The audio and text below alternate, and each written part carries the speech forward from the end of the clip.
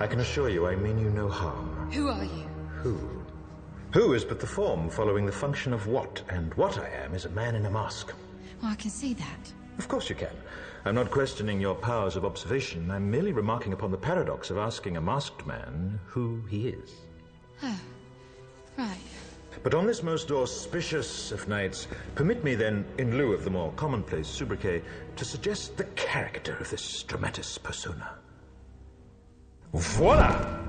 In view, a humble vaudevillian veteran, cast vicariously as both victim and villain by the vicissitudes of fate. This visage, no mere veneer of vanity, is a vestige of the vox populi, now vacant, vanished. However, this valorous visitation of a bygone vexation stands vivified, and has vowed to vanquish these venal and virulent vermin, vanguarding vice and vouchsafing the violently vicious and voracious violation of volition.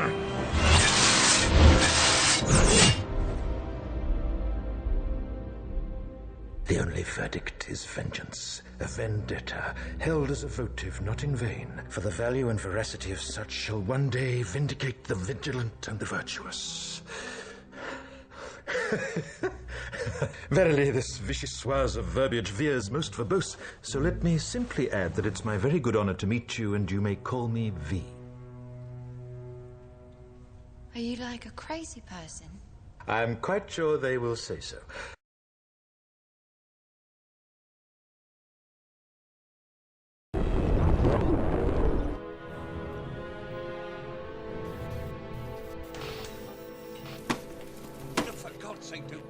Dad, what's wrong with the telly?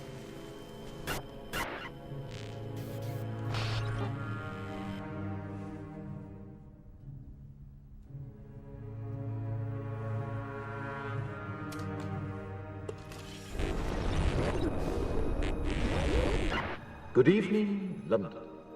Allow me first to apologize for this. The emergency channel! I do, like many of you, appreciate the comforts of the everyday routine, the security of the familiar, the tranquility, repetition. Bloody hell. I enjoy them as much as any bloke. But in the spirit of commemoration, Who's that, Mum? whereby those important events of the past, usually associated with someone's death or the end of some awful bloody struggle, are celebrated with a nice holiday, I thought we could mark this November the 5th, a day that is sadly no longer remembered, by taking some time out of our daily lives to sit down and have a little chat. There are, of course, those who do not want us to speak. Let me think, just let I me think. suspect even now, orders are being shouted into telephones, and men with guns will soon be on their way. It's Chancellor Sutler. Damn it! Why? Because while the truncheon may be used in lieu of conversation, words will always retain their power. Words offer the means to meaning, and for those who will listen, the enunciation of truth. And the truth is, there is something terribly wrong with this country, isn't there? You designed it, sir. You wanted it foolproof. You told me every television in London. Cruelty and injustice, intolerance and oppression. And where once you had the freedom to object, to think and speak as you saw fit, you now have censors and systems of surveillance coercing your conformity and soliciting Cameras. your submission. We need cameras. How did this happen? Who's to blame? Well, certainly there are those who are more responsible than others, and they will be held accountable. But again, truth be told, if you're looking for the guilty, you need only look into a mirror. I know why you did it. I know you were afraid. Who wouldn't be? War, terror, disease. There were a myriad of problems which conspired to corrupt your reason and rob you of your common sense. Fear got the best of you, and in your panic you turned to the now High Chancellor Adam Sutler. He promised you order, he promised you peace, and all he demanded in return was your silent, obedient consent. Inspector, you're almost through. Last night, I sought to end that silence. Last night, I destroyed the Old Bailey to remind this country of what it has forgotten. More than 400 years ago, a great citizen wished to embed the 5th of November forever in our memory. His hope was to remind the world that fairness, justice, and freedom are more than words. They are perspectives. So if you've seen nothing, if the crimes of this government remain unknown to you, then I would suggest that you allow the 5th of November to pass unmarked. But if you see what I see, if you feel as I feel, and if you would seek as I seek, then I ask you to stand beside me 1 year from tonight, outside the gates of Parliament. And together we shall give them a 5th of November that shall never, ever be forgot.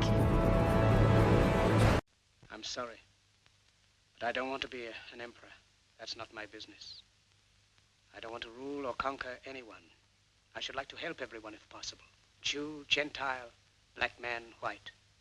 We all want to help one another. Human beings are like that. We want to live by each other's happiness, not by each other's misery. We don't want to hate and despise one another. In this world, there's room for everyone, and the good earth is rich and can provide for everyone. The way of life can be free and beautiful, but we have lost the way.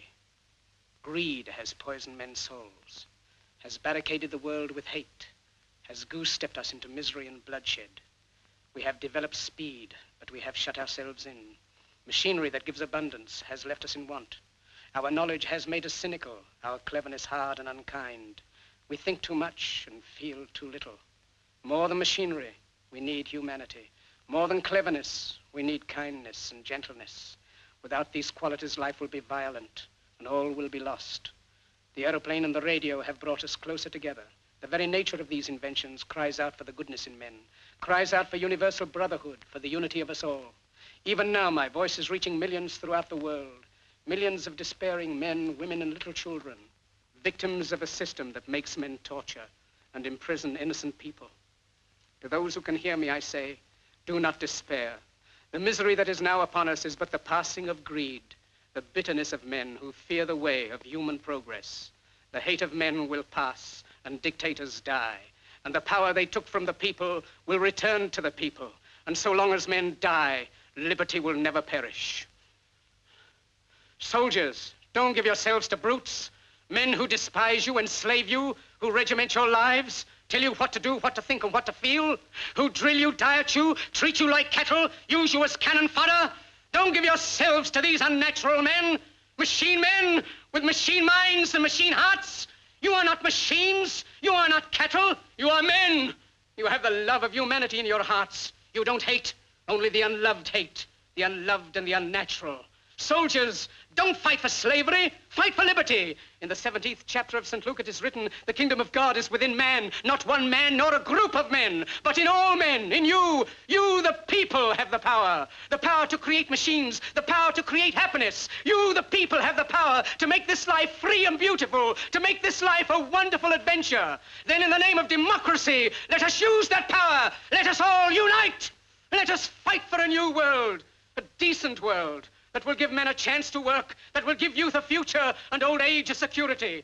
By the promise of these things, brutes have risen to power, but they lie. They do not fulfill that promise. They never will. Dictators free themselves, but they enslave the people. Now let us fight to fulfill that promise. Let us fight to free the world, to do away with national barriers, to do away with greed, with hate and intolerance. Let us fight for a world of reason, a world where science and progress will lead to all men's happiness. Soldiers, in the name of democracy, let us all unite!